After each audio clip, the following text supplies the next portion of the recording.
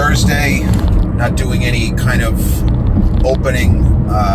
Just got really, really lousy news. The actor, and a great actor, so many memorable performances. Michael Madsen passed away earlier today. He was only 67. He'd had significant personal problems. No need to get into.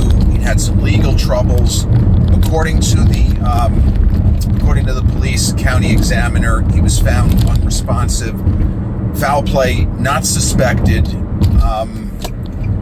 They think he died of natural causes. Maybe some of the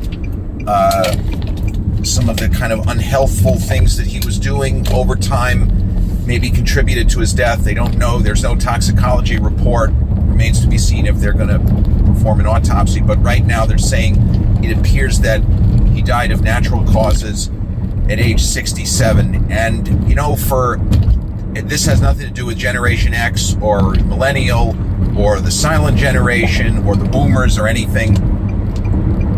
But Michael Madsen gave indelible performances in more movies than most people, even bigger stars than him, and people who had bigger careers. And I didn't know that he'd had health issues, personal problems, yes, but not health issues. But even big stars typically don't have more than one kind of lightning in a bottle moment in their career. And there are many big stars that you can't even find a lightning in a bottle moment where you say, this moment here is why so-and-so became so-and-so. Michael Madsen had a bunch. And his show-stopping moment in Quentin Tarantino's debut film, Reservoir Dogs, is what people are going to talk about. You're going to see it. Unfortunately, you're going to see it all over social media and TikTok and Instagram. In Reservoir Dogs, he plays a character known only as Mr. Blonde. And if you're not familiar, maybe you've heard of the movie, you haven't seen it. It has been on Netflix. It's been, free with Amazon Prime. Usually readily available on streaming. You can normally find it if not Tubi or Pluto. But Reservoir Dogs, Quentin Tarantino's debut film, it's on the surface about a jewel robbery, but we never see the jewel robbery. We simply see the before and the aftermath. And Michael Madsen plays a character who is connected to a kind of small-time crime family. And he has recently come out of prison for metaphorically taking a bullet for this crime family. And in the aftermath of this jewel robbery gone awry, there is apparently a turncoat in their midst, kind of a mole, if you will, in their midst. And there is a police officer who has been taken prisoner, and he is in this abandoned warehouse where they're all supposed to reconvene, the ones of whom, spoiler alert, are still alive. And Michael Madsen's character of Mr. Blonde, unlike the other principals in this film, whether it's Steve Buscemi's Mr. Pink, whether it's one of the greats, Harvey Keitel as Mr. White, whether it's Eddie Bunker as, I forgot what color he is, and I forgot what color Quentin Tarantino is, Mr. Brown, I'm not sure, or whether it is Tim Roth's Mr. Orange. The only character, including Joe, that's the Lawrence Tierney character, the guy who puts this crew together, and the late Chris Penn, Sean's brother, as Eddie, or Nice Guy Eddie, as he's known in the film. The only character who seems bent. They're all crooks. Well, they're almost all crooks. But there is a certain honor among thieves. There is a way to go about certain things. You don't torture people. You don't randomly murder people.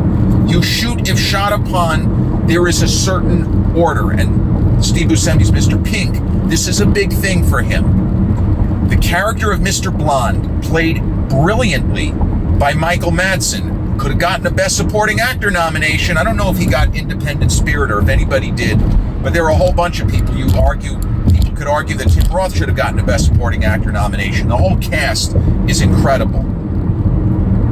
But the irony of his character and the way that Michael Madsen, who himself was still on the rise at this point, this is now 33, 34 years ago, this film was shot in 1990. He's the only one who seems like he's a psychopath. He could be a sociopath. You know, she's my sister, she's my daughter, she's my sister and my daughter. He's a sociopath. No, he's a full-on psycho. Maybe he's both. Maybe the answer is D, all three.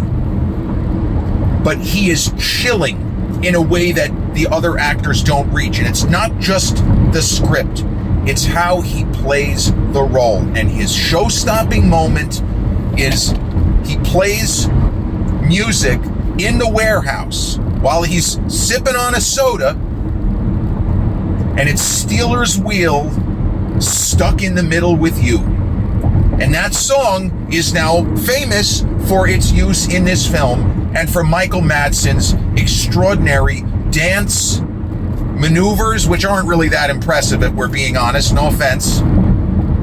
But the moment in the film, a snapshot in time, an iconic moment in one of the greatest films ever made. If somebody tells me they still consider Reservoir Dogs to be Quentin Tarantino's best film, that ain't a criticism. The movie is that good. Now, for myself, I have my holy trinity for Tarantino, and many people would agree with this: Reservoir Dogs, Pulp Fiction, Kill Bill. I see those as on a level above anything else that QT did. Now, I am an enormous fan of his. I think that, yeah, he's not the best actor, but he is a phenomenal filmmaker, and he is an incredible writer. If you just look at, from a historical perspective, writer-directors, I mean, I know they're totally different kinds of the performers and filmmakers, but you're talking Woody Allen territory, just in terms of the craftsmanship of the writing and the just incredible ability to get maximum bang for the buck, sometimes literally, and great performances from different kind of performers. And Michael Madsen in Reservoir Dogs, he's the most memorable character in the film. I mean, I think that Tim Roth has the most screen time, and technically you could say that he's the central figure, or the closest we have. I think he has the most screen time where it's just him, acting into a mirror, a la Bobby D in Taxi Driver, You Talking to Me? Well, I'm the only one here. But it's not just Reservoir Dogs. You go back 7 years prior, and there's Michael Madsen, first time I ever saw him, playing Bump Bailey. His real name is Bartholomew. You understand why he goes by Bump. Playing Bump Bailey in Barry Levinson's terrible adaptation of Bernard Malamud's incredible novel, The Natural. Terrible adaptation, but the second best sports movie of all time, in my opinion, behind my single favorite film of all time, Chariots of Fire. Sports movie number one, Chariots of Fire. Sports movie number two, the greatest baseball movie ever made. I don't give a fuck. I saw a guy that had The Natural ninth. Hey, go fuck yourself, in the immortal words of the late, great Michael Caracciolo, the kid from Brooklyn, from early YouTube days. Go fuck yourself. The Natural, ninth best baseball movie? Come on, be serious. But Michael Madsen, with a limited character and limited screen time, marks himself as a distinctive performer in The Natural. We intrinsically understand what makes Bump Bailey tick. With a glance, a sideways line reading, a giggle, a dismissive look towards Robert Redford's primary character in the film, Roy Hobbs. It's a great performance. Limited. His character, spoiler alert, doesn't last that long, and not for reasons that we would think. But it's a fantastic turn in a limited role. And then you move forward and you look at what he does in the Kill Bill saga, how fantastic he is as the brother of David Carradine's Bill. And the scenes that he has with David Carradine's Bill and with the bride. If you ask me what's the single best sequence in Quentin Tarantino's filmography, I'm going to say it's the chapter of Kill Bill called The Lonely Death of Paula Schultz, is I think what it's called. And there's a little bit of a Good, the Bad, and the Ugly angle in Kill Bill Part 2. I like to think of it as just one movie, but technically there was Kill Bill and Kill Bill Volume 2. Kill Bill Volume 1 is samurai stuff. It is old school Toshiro Mifune, Gordon Liu, and all these guys that were just incredible swordsmen. The Akira Kurosawa, Seven Samurai, all that sort of stuff. The second one is Tarantino's interpretation of a Sergio Leone spaghetti western. So the whole thing with The Lonely Death of Paula Schultz, which is the segment in which Michael Madsen is, it's he and Uma Thurman. They're the two main characters of that segment, if you will. But it's very much like the concept of the grave next to Arch Stanton in The Good, the Bad, and the Ugly. We don't know who Paula Schultz is. Who is that? It's certainly not the bride, whose name, oddly enough, is Beatrix Kiddo. Beatrix Kiddo, great name. I don't really like that name. I don't think it's a great name. But Michael Madsen as Bud has fantastic scenes with Uma as the bride and Daryl Hannah. Daryl Hannah, big star in the 80s, is not known as a great actress, but she is fantastic. She also ups her game, working with the big hitters, working with Uma. Supposedly they didn't get along. Can't tell from the performances because, the characters hate each other, but it looks like they're just doing some great film acting, playing off of one another. And her scenes, Daryl's scenes with Michael Madsen, just amazing. So he also did a movie in '94, a remake of famous movie with Steve McQueen and Ali MacGraw, The Getaway. And ironically, I prefer the remake to the original. I feel like the original is overrated, and I love Steve McQueen and Ali MacGraw, great. But I feel like the remake, which has again another home run cast. You have Alec Baldwin, his wife at the time, Kim Basinger, the always fire, scenery-chewing master, James Woods, in a great role. You give James Woods any room to maneuver, and he's just going to take the movie, he's going to take it over, put it on his back, and run away with it, as they say. But Michael Madsen and Jennifer Tilly in The Getaway, I got to say, they steal the movie from the star. And Alec, I know he's very controversial, he says a lot of wacky stuff. He had the disaster, which I'm not holding him responsible for, the accidental shooting on the set of the movie Rust. I don't think it's an actor's responsibility to do someone else's job. Now, you could say he fucked up from the producer angle, but I really don't think that's the case, because in almost all other instances where there is an armorer and there is a chance that a dummy bullet, like what happened with Brandon Lee in '94, what a fucking tragedy that was, the armorer, the safety people, I'm not holding an actor responsible.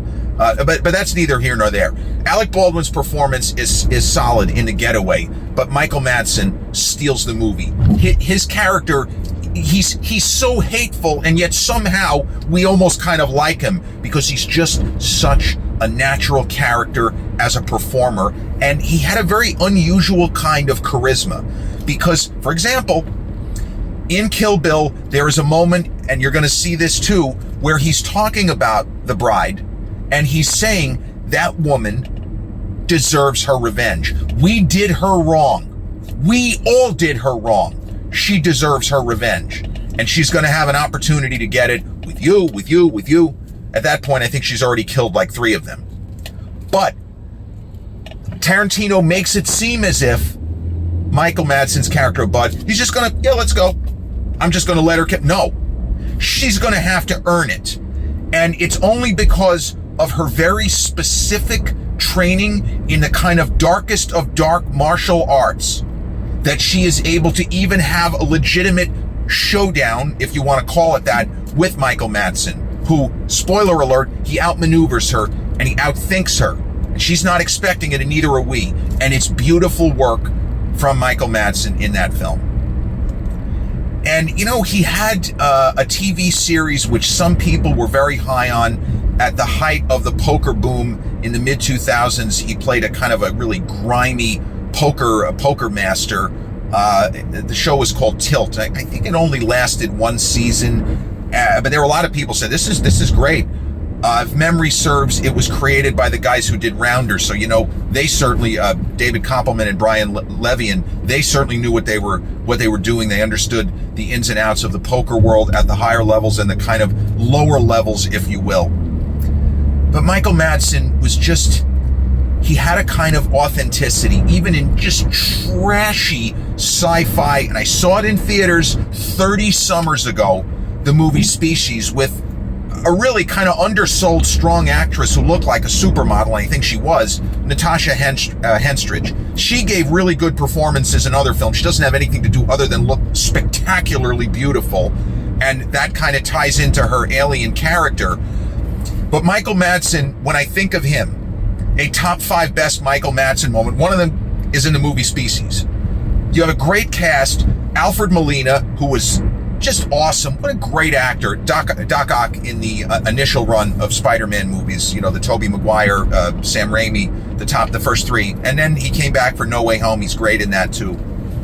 But you have Alfred Molina, Natasha Henstridge as this kind of alien-human hybrid that has big ideas, and I don't mean that in a good way.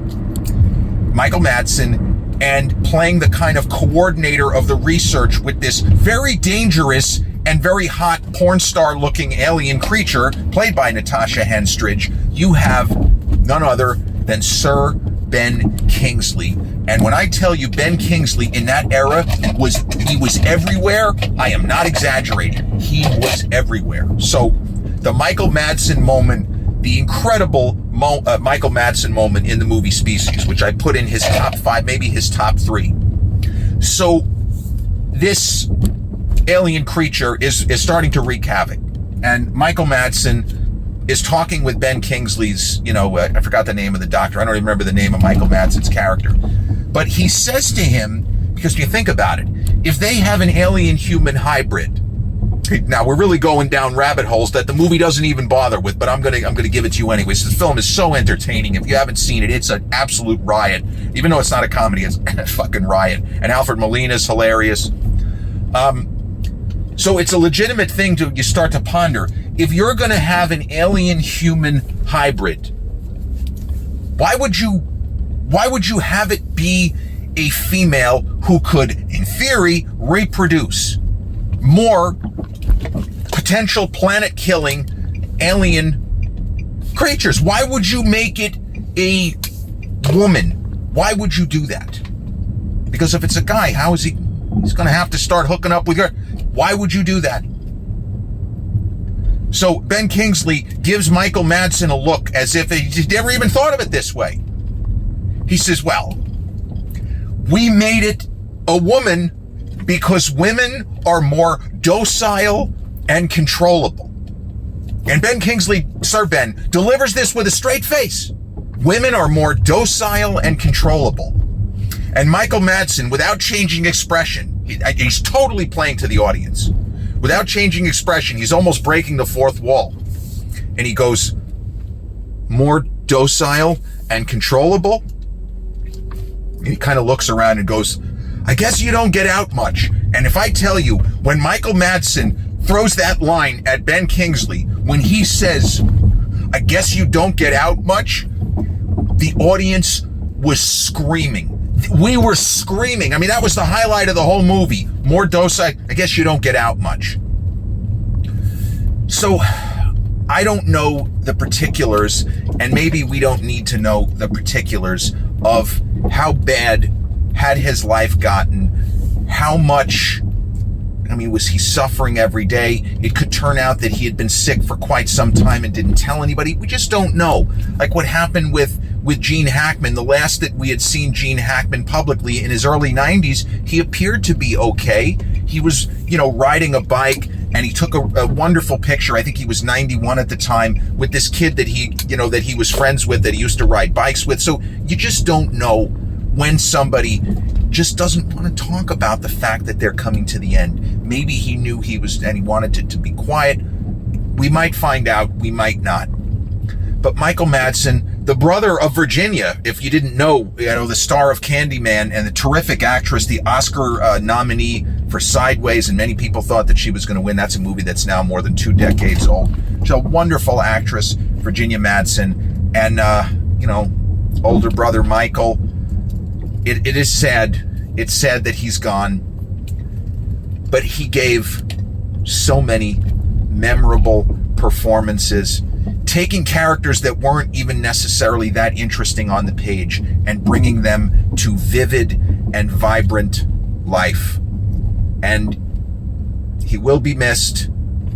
And I'm really sorry to get this news and to have to do another depressing episode. But unfortunately, death is a part of life. And he is somebody who meant a great deal to me, even if I never considered myself, I'm a huge fan of Michael Madsen. But there were so many great movies and performances throughout his filmography. Rest in peace to wonderful actor Michael Madsen, gone at 67. Peace.